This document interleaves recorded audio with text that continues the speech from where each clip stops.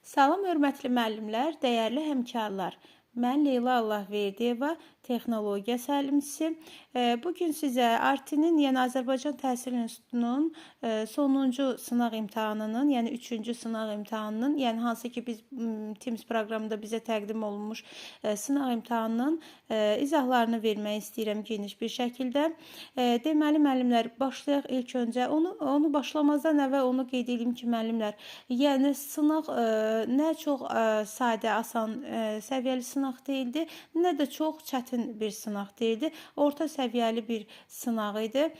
Belə deyim, yəni əziyyət çəkmiş, kitablarla yaxından tanış olmuş insan üçün bəlkə çətin, daha doğrusu asan ola bilərdi. Asan belə olardı. Yəni baxır o oxumaq səviyyəsinə, amma suallar doğrudan da maraqlı, məntiqli suallar idi. Artıq yəni suallarla tanış yəqin ki çoxunuz olmusunuz və şahid olursunuz ki, suallar artıq şablon suallar deyil, artıq məntiqə əsaslanan suallar daha çoxdur, situasiya tipli suallar daha çoxdur. Sanki müəllimlərin də artıq oxuyub anlama qabiliyyətini yoxlamaq kimi, o qabiliyyətli olan müəllimləri seçmək kimi bir belə deyək, fikir formalaşdırır insanda. Çünki sadəcə olaraq yəni oxuyub dərsliyi necə oxumuşuq və anladığımız şəkildə bizi necə anlamışıq suallar o cür tərtib olunmuşdu. Yəni əvvəlki illərdə MİQ imtahanında yəqin indi sertifikasiya bizdə bu il ilkdir. Biz ancaq belə deyək, misal olaraq MİQ imtahanından misallar çəkə bilirik. Yəni indiyənə qədər MİQ imtahanında şablon suallar idi də. Yəni kitabda olan belə deyim təriflər, kitabda necə yazılmışdı bu cür.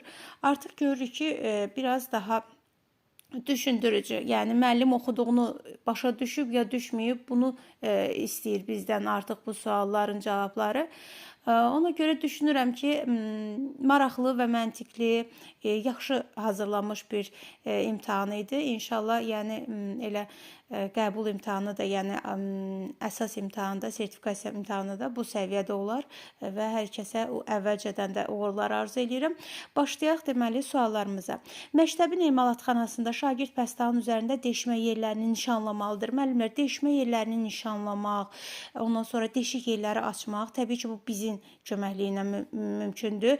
Əgər biz ola bilər ki, sualı oxudunuz və yəni biz yadınızdan çıxıbsa, zaten belə deyim, gedişatsa baxsaq, məsələn, bucaq ölçənlə biz necə deşik yerləri qeyd eləyək və yaxud da deşik yerlərini açaq. Daha sonra bu reismus, məsələn, bilirdik ki, pəstağın üzərində paralel xətlər çəkmək üçün idi. Xətkeş kiçik pəstağların ölçülməsi üçün idi. Karandaş isə kontur xətlərini qeyd eləyirdi. Amma burada bizə deşmə yerlərinin